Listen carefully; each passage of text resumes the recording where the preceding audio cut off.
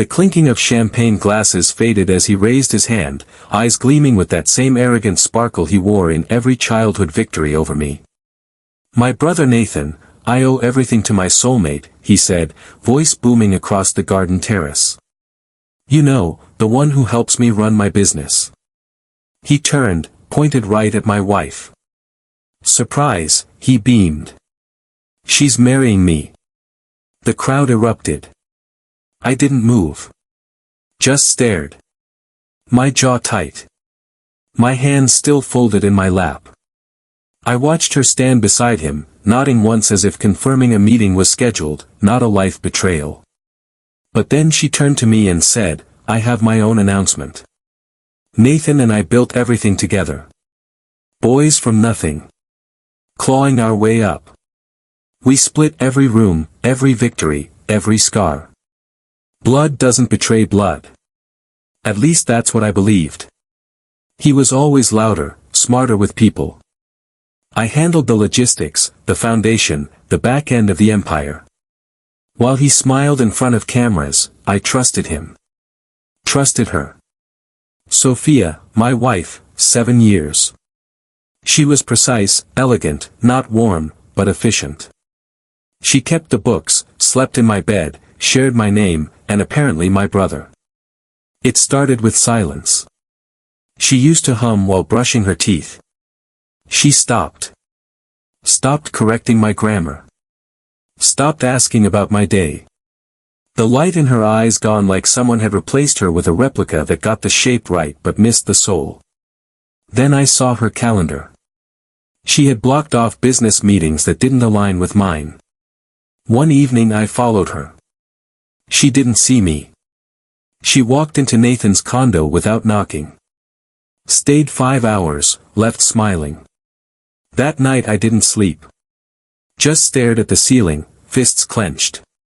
My world hadn't crumbled. Not yet. It had begun to rot. I didn't scream, didn't confront. No, revenge needs room to breathe. To mature, to savor. I spent months documenting emails, photos, transfers.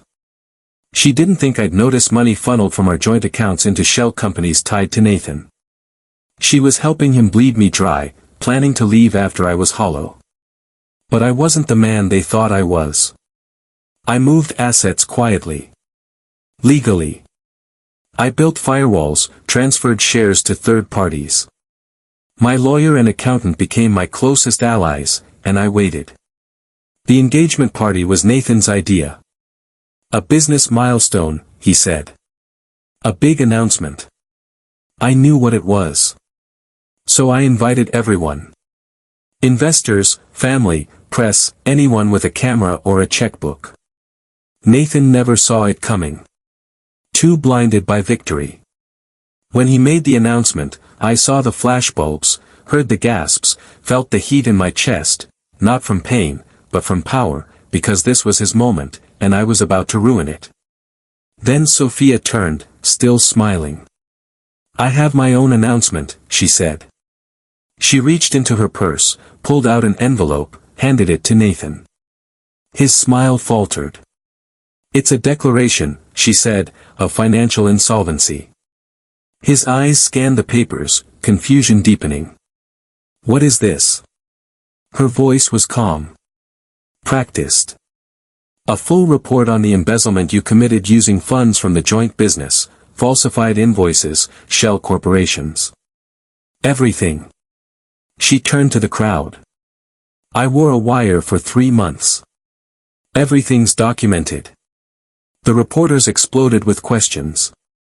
Nathan looked at me then. Really looked. "You knew?" he whispered. "I planned it," I said, just loud enough for him to hear. "You see, I didn't lose Sophia. I recruited her.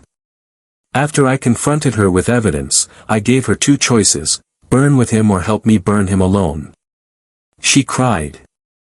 Said she was scared, said Nathan manipulated her. Maybe she lied. I didn't care. All I needed was her betrayal to become leverage and her loyalty, temporary or not, to become my weapon. She agreed.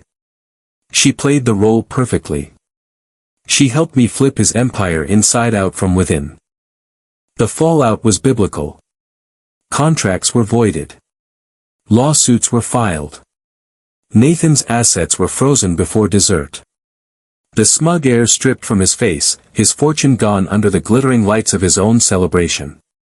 Security escorted him out. He didn't fight, didn't scream, just looked at me, hollow, like he'd swallowed poison and realized too late I was the one who'd poured the glass. Later that night, Sophia sat across from me in the penthouse that was once Nathan's, silent, watching me with unreadable eyes. "So," she said, "what now?" I sipped my drink. "We're done." She blinked. "What?" "You were useful, not forgiven." I stood, walked to the window, stared out at the city. "You'll get a settlement. More than fair. But don't call me. Don't find me. You and Nathan deserve each other. Just not the empire." She left without another word. Now I run the company alone. Stronger, colder, better. Nathan vanished from the public eye. Last I heard, he was fighting 3 criminal charges and 2 civil suits.